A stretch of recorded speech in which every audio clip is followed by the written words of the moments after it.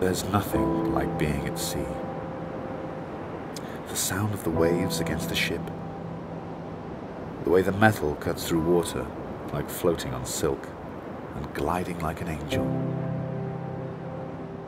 You just can't beat the blue of the sky and the blue of the water. And, of course, the blue beauty that was her eyes. That's how I met her. At sea. My beautiful marine maiden. We called her Lucy, and she was the jewel of the Mersey. She made you feel like anything was possible. My life was brimming with letters and notes and contracts and requisites, but what made me travel so freely weren't my duties. It was my love affair with her, my beautiful, cruel mistress. With one breath, she could lovingly hold you in her arms, and in the next, spit you out and send you on your way. I saw the ocean like an ancient force from aeons ago, cursed to live an endless life and watch as time moves on. A serene but sad goddess that sings to me from the deep.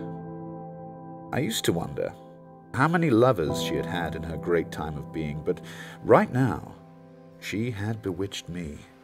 I felt her in my very bones.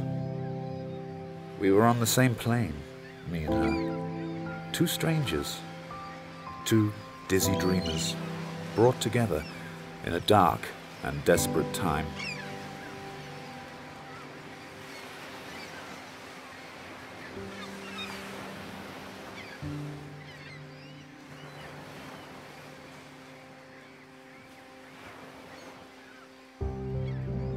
Back in New York, a heated debate broke out concerning our safety.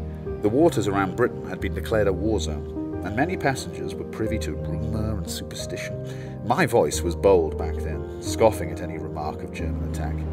The Lusitania is a superior ship. Have you all forgotten she holds the record for the fastest vessel on the seas? She's a jewel of the Mersey, and far too quick for any submarine. I'd like to see them try and catch her first. Oh, Lucy was exquisite, but what happened to her was unforgivable. The main deck was scattered with a few people taking in the last breaths of salty air. Children who had been playing on the deck were herded inside the saloon, where groups of huddled women were clucking over war gossip and the myths and curses of the sea. The sun had crept behind a blanket of cloud as we entered a thick patch of fog and mist. There was a chill on the wind, and I flicked my eyes to children sat morbidly resenting their mothers, and fathers sipping brandy, trying to hide their unease.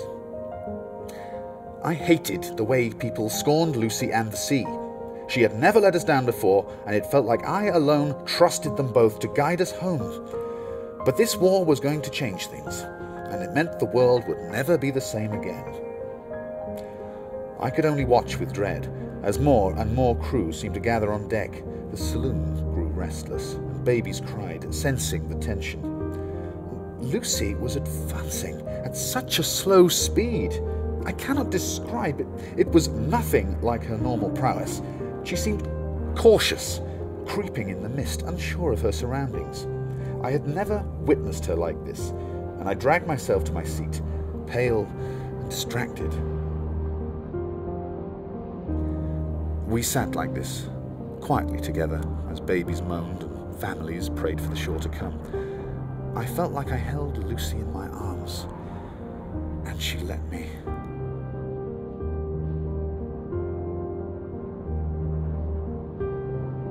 A passenger, a woman, had fallen to the floor shaking, convinced that she had peered out through her binoculars and seen something protrude from the water in the distance. Chaos. Pure chaos. People started reaching for belongings, shoving each other out of the way, jumping to conclusions, and roughly trying to put on life preserves, not knowing if it was right or wrong or... I felt heavy, like my body was lead and I was magnetized to the ship. I struggled to get to my feet. It didn't feel right. The speed of the ship was worrying, and the dread in my stomach was mounting. The passengers swarmed at the doors, desperate to get to the lifeboats, bracing themselves for the worst. I went to the bar to down a drink, stepping over trunks and overturned chairs. The ship rattled and jolted, and I was thrown with force into a pillar. The ceiling caved in, and crashing noises of furniture and wood were cascading down. The room filled with screams, and my head was gushing with a warm sensation, and blood and dust were in my eyes. Fumbling to my feet, I was knocked sideways. A second explosion, this one deeper, shaking from beneath and up into the room. The pain in my head searing, and as I tried to peer through the haze, I could not believe the room. Unrecognizable, and bodies everywhere, beneath things, calling for help, running on deck, and some just lay there, unmoving, and the world went black. I could have sworn her cold metal caressed my face as I fell, and the distant lull of the sea sang to me and put me to sleep. We were on the same plane, me and her. Two strangers, two dizzy dreamers, brought together in a dark and desperate time.